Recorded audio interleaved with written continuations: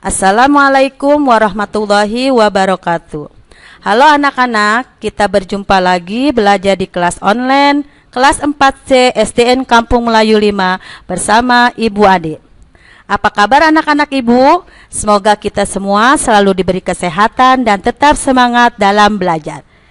Dan jangan lupa tetap selalu jaga protokol kesehatan, yaitu 3M. 1. Mencuci tangan dengan air bersih. 2. Menggunakan masker ketika keluar rumah. 3. Menjaga jarak dengan orang di sekeliling kita. Baiklah, kita mulai pembelajaran hari ini.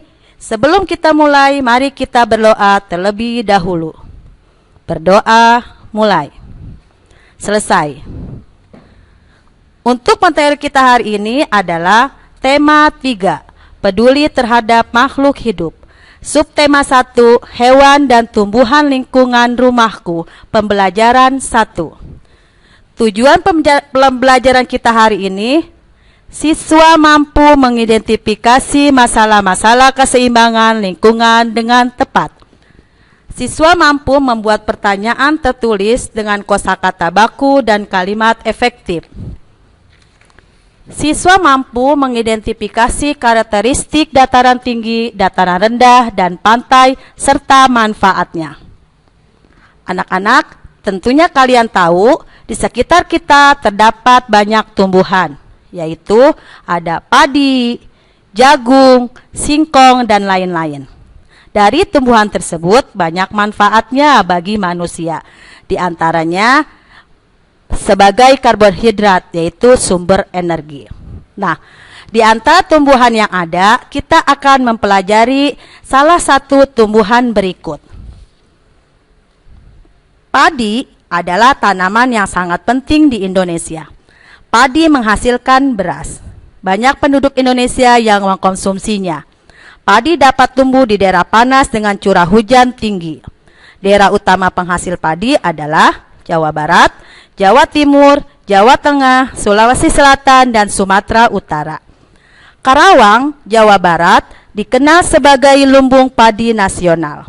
Tumbuhan padi dibagi menjadi 3 tahap besar. Pertama-tama, benih atau biji padi dimasukkan ke dalam karung goni dan direndam 1 malam di dalam air mengalir, supaya perkecambahan benih menjadi bersamaan. Selanjutnya, benih-benih ini ditanam di lahan sementara. Bibit-bibit yang telah siap dipindahkan ke sawah. Biji atau benih tadi akan tumbuh berkecambah hingga muncul ke permukaan. Bakal akar dan tunas menonjol keluar. Lalu, batangnya memanjang.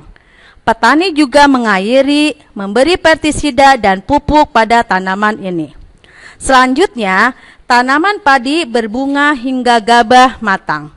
Perkembangan penuh, keras, dan berwarna kuning.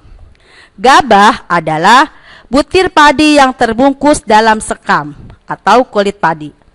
Gabah ini nantinya yang akan dijadikan benih lagi.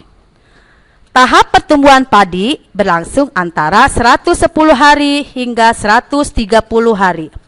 Setelah panen padi, gabah ditumbuk dengan lesung atau digiling, sehingga sekam atau kulit padi terlepas dari isinya.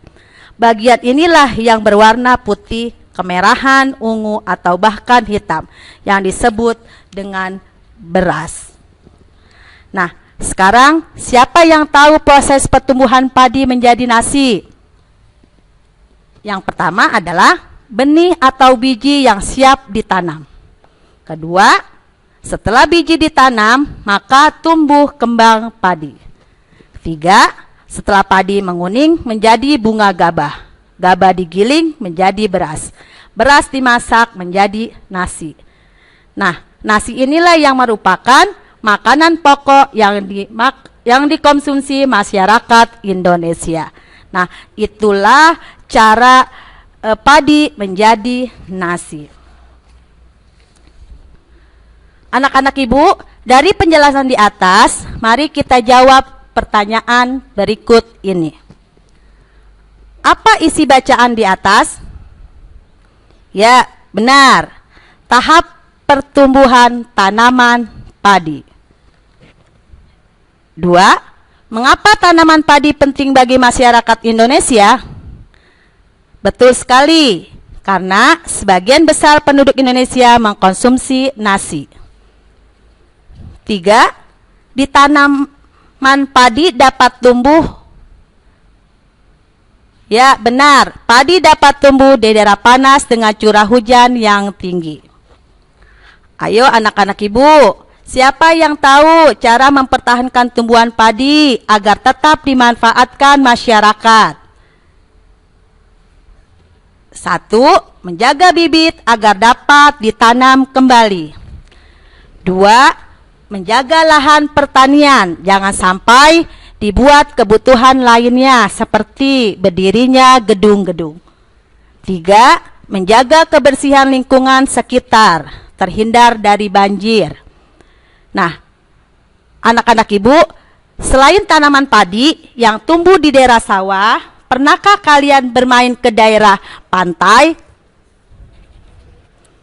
Pantai adalah daerah yang berbatasan langsung dengan laut. Pantai ada yang landai dan ada pula yang terjal. Pantai yang dilandasi biasanya digunakan untuk objek wisata. Dataran tinggi. Dataran tinggi adalah permukaan bumi yang ketinggiannya 500 meter di atas permukaan laut. Dataran tinggi biasanya dimanfaatkan untuk peristirahatan, objek wisata, dan usaha perkebunan. Dataran rendah. Dataran rendah adalah permukaan bumi yang datar dengan ketinggian kurang dari 200 meter dari atas permukaan laut. Pada umumnya, dataran rendah berada di sekitar pesisir pantai. Dataran rendah banyak digunakan untuk berbagai keperluan, di antaranya pertanian, peternakan, perumahan, dan industri, serta beberapa jenis kegiatan perkebunan seperti perkebunan kelapa dan tebu. Demikianlah pembelajaran kita kali ini. Cukup sekian, semoga bermanfaat. Kita bertemu kembali dalam video berikutnya. Wassalamualaikum warahmatullahi wabarakatuh.